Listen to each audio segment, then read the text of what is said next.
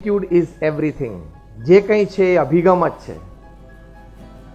તમારો અભિગમ સવડો હોય, સાચો હોય, ઊંચો હોય ને પવિત્ર હોય, ત્યાં થશે, થાય. હું પ્રયત્ન કરું તો થાય. અને જો એવો અભિગમ હોય કે આ મારાથી નહીં થાય, આમાં મને મજા નથી આવતી, આ મારું કામ નહીં, આ કોઈક બીજો કરે, આપણે નહીં પહોંચી વળીએ, આવા વિચારો સવારથી હોય એટલે નબળા અભિગમથી કંઈ થાય નહીં. The first important aspect is positivity in leadership is that keep your attitude straight, high, pure.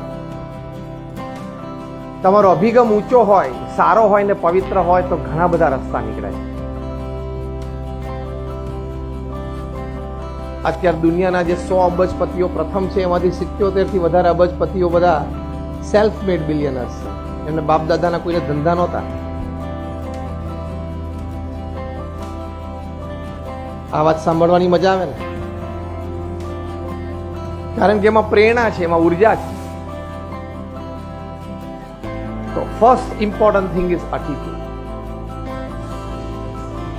તમે બુદ્ધિમત્તા એટલે કે તમારું એકેડેમિક્સ, તમારી ટેલેન્ટ, તમારો અનુભવ એ તમને એક કક્ષા સુધી ઉપર લઈ જાય, પણ એ કક્ષાથી ઉપર જવો તો તમારા અભિગમો કામ કરે, તમારા વર્તણૂકો કામ કરે, તમારા વેલ્યુઝ કામ કરે, તમારા એથિક્સ કામ કરે. When I talk to corporates, I tell them your intelligence, your academics, your talents, your experience.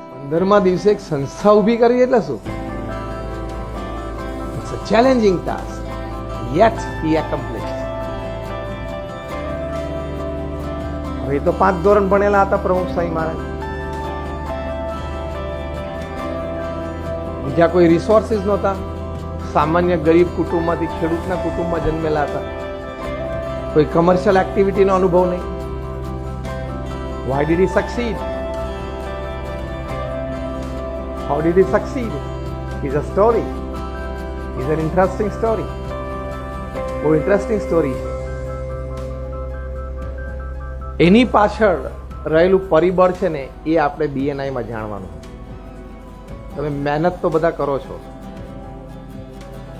Sara ideas પણ લાવો છો, રિસોર્સિસ પણ લાવો છો. વોટ કેલ્ક્યુલેટ્સ મોર?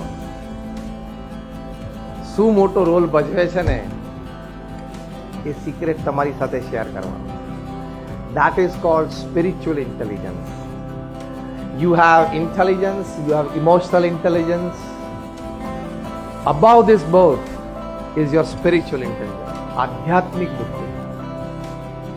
હું સંત છું એટલે વાત કરું છું એવું નથી.